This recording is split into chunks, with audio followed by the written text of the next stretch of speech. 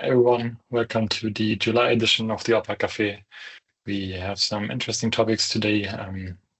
We'll talk about the recent issues again and have some updates on the GitHub support in Alpaca. We will also talk about the IP artifacts that are now available for everybody. We will show you how the customized feature will work, and Ole will talk about reworked error handling and multi-project support within GitHub. So if you're new here, we use this meeting to exchange with you, to learn from you, to show new features that we implemented the last few weeks. And we hope to get some feedback from you on that, hope to get some ideas from you, some new things we can integrate into the product. So always happy to get that from you. We will mark each topic with an icon, so you can always see which topic is related to which platform. Just keep an eye on the top right so you can view what is available for you. If you have any questions during the meeting, use the Q&A tab. You can ask questions there. We will have a look at the questions and answer them right away or at the end of the AlpaCafé. And with that, I will start with the recent issues and recent fixes. So for one, we fixed an issue where the retrieval of DevOps organizations with many users failed. Was an issue that was happening for some of the organizations, but that one is now fixed. The second point was around an issue in the Cosmo JSON and the inheritance of artifacts, especially if you use the previous release feature that we have, that now also works correctly. Then the third point, we had some users that had issues when connecting to via SSH to a container with the permissions of the SSH key that is downloaded previously. We fixed that by resetting those permissions before we apply the correct permissions, basically. The fourth one, the retries, just to improve the stability a little bit within the Azure DevOps pipelines. We added some retries to different places. The fifth point is around the clone speed and checkout speed. So Azure DevOps, I think since already a few months, enforces for a few organizations that clones within pipelines always happen as a shallow clone. So only downloading the recent commits, basically. We now also introduced it as a default for existing organizations. So the clone should be a bit faster, especially for repositories with a large history, so that are living very long already. That should be faster now. We had an issue around the auto start and auto stop. So the auto stop configuration or the auto stop times were reset when containers were starting or stopping. I think we introduced that while implementing another feature around that, but that one is now fixed as well. And the last one is the cache expiration. We already added an expiration to the cache to fix like caches that are getting bigger and bigger. We already had that since a few months, but some users still experience slow VS Code extensions. Therefore, we introduced the setting that you can use to configure the cache expiration. So the Alpaca extension is getting slower and slower over time, and the 5 days default expiration doesn't fit for you, then you can reduce that in the settings.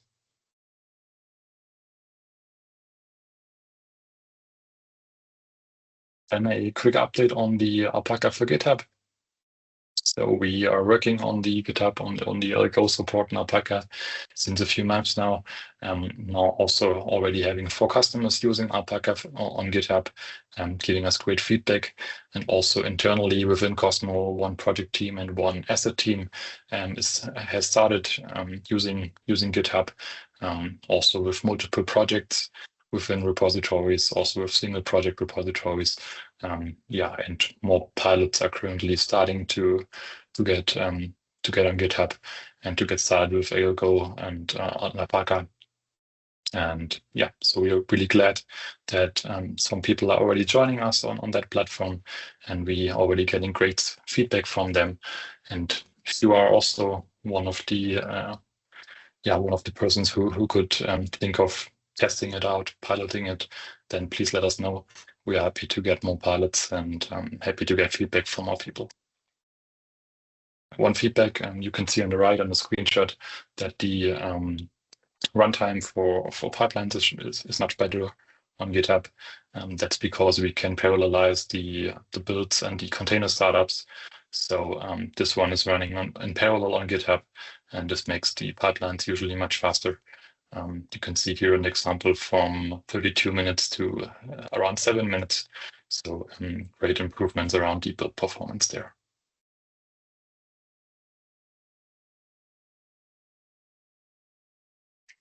And we have got the topic IP artifacts. So that was a feature that was since, and in the past was only available for Cosmo. We now also made that available for other customers. So if you're having artifacts that you are using very often, for example, you have your own projects or you have own third-party dependencies that you use in many projects and need very often, then you can configure a central feed where you can place those artifacts, and then the referencing of those artifacts is much simpler. So you can see on the right here that you just need to set a name and the version, and the pipeline then already knows where to find those artifacts, and you don't need to upload them to the Azure artifacts or to the file share over and over again, but can just reference them from that central feed. We also have some documentations around how you can configure that one. Isn't that difficult? So you basically just tell Alpaca where the central feed lies, and also add an authentication token. And after that, all the projects within your tenant can just reference the artifacts in a simple way in their Cosmo JSON.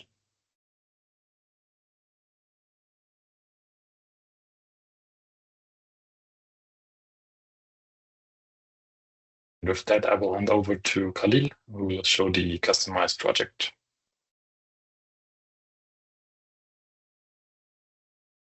Thank you, Marcus. As a lot of you know, we are currently shutting down the existing Power Apps application. Instead of that, we are migrating its functionality into our new Preview Alpaca extension to support non-developers. The extension is also available via the online version of Visual Studio Code. This way, users without technical experience can still access the function through a simplified functional interface that you can select on the first login of Visual Studio Code. And now a function that we migrated is the customizing of DevOps processes. We are using the existing Cosmo process modification that most of you know, which were already defined. These can now be selected directly at the project level. As you know, in the extension, you can select the project and then customize. Once selected, a new inherited agile process is created with the relevant modification that you selected, and the project that you selected is then migrated to this customized process. Yes, and we already working on a accurate documentation for customers that wants to create customer-specific customization. Maybe for customers that need specific adjustments to To implement this customization, a config map must be created and stored in the customer's configuration repository. And this customization for the customer to customize the process, we are working at this documentation that is with a description of the process modification, all the types and attributes that it has, and everything what's required and optional. And we will also provide an example, a Alpaca example of a modification of the process that the customer can take and use as a template. Yes, this documentation will be released soon. We already working on it. Yeah. Thank you. I will hand over to Ole.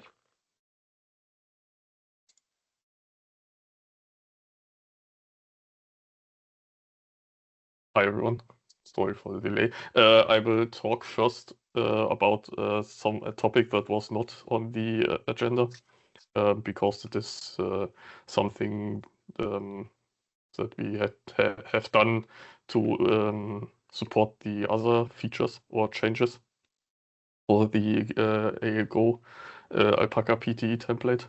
So the first one, we refactored what is part of the Alpaca-PTE public template. Can I click? Yeah. We refactored the template. First of all, we moved the PowerShell script that were previously contained in the .alpaca directory. We moved that as actions to the already existing Cosmo Consult Alpaca actions repository. It's also public. And we also refactored how we handle the overrides for the run AL pipeline of the BC container helper. So we had some overrides for publishing the apps because we want to publish them against the Alpaca container and some other overrides. And we moved these to the Alpaca actions repository also. And now only one override script is still there. It's the pipeline initialize script. And this pipeline script now contains only a download of these scripts and overrides from the Alpaca actions repository on runtime. So if this override is executed, the scripts will be downloaded and existing overrides will be extended with our Alpaca overrides. So at all times, the pipeline will get the correct scripts that are required for Alpaca. And we also created a new public GitHub template repository, the Alpaca-PTE template repository. It is only used for creation of new repositories and not as a template URL for update ALGO system files. Just to have a clarification, we created this new repository because if you use the existing Alpaca-PTE repository as a template, you will get a new repository. It will work. But in the update, if you run the update just as it is, you would have to specify which template URL you would like to use because right now the template URL is defined as the ALGO because we update our template from there and wanted to simplify how we have to do updates of our template ourselves. And that's why we now internally use also the Alpaca-PTE template repository to create new repositories. And the README of the Alpaca-PTE also contains a note with the link to the repository and the recommendation to use it instead. And important for these refactor, the update algo system files workflow must be done with a direct commit and not without pull request. Or if you want to use a pull request, then you have to do it without the validation, because that's why we did the refactor, because we had the problem that the pull request validation is executed and the workflow runs with the target branch from the target branch, but and then needs the override scripts as an example that are maybe not there anymore because you knew after the update they are removed. And then the publish of the apps as an example in the CI/CD or in the pull request build will fail because the override is not there anymore. Yeah.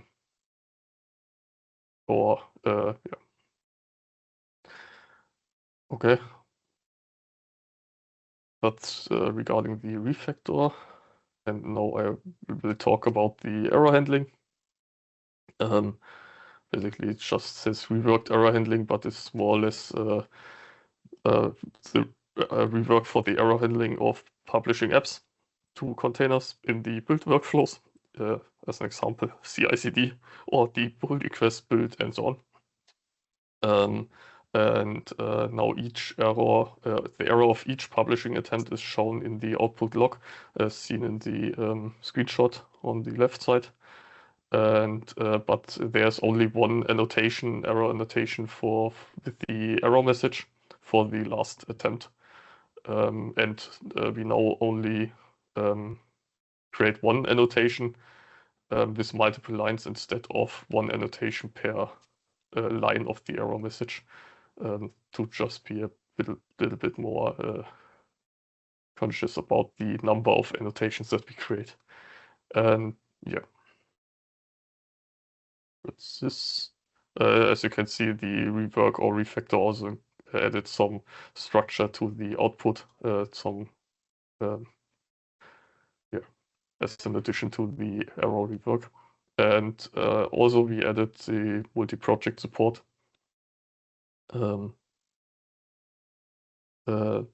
Yeah, as it says here, we added support for multiple projects in the build workflows for CI/CD as an example, or other build workflows.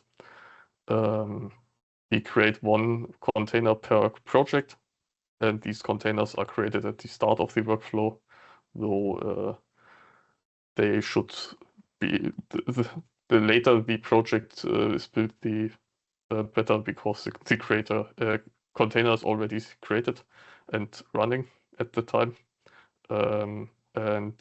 But there's some restrictions. Currently, we only support one Alpaca JSON for all projects or across all projects. And we have a known issue that dependencies between projects currently are not working, because if the build workflow creates an output or an app from the first project and the second project needs it, then it's currently not published in the container, or at least not the newly built version of this app. Yeah, I didn't write it down, but just it's look out for the roadmap. We want to rework how we create the container and the artifact handling, and in the best case, we would like to migrate the Alpaca JSON to the settings JSON, or to the settings JSONs.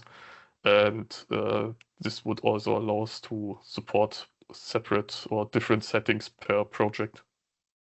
But we have to talk with Microsoft regarding some changes that we would need for that, or would like to have for that.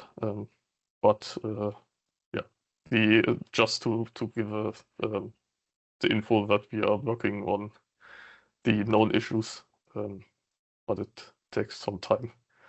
And apart from that, wishing you a nice rest of the week, nice weekend when it's time, and see you next time, hopefully.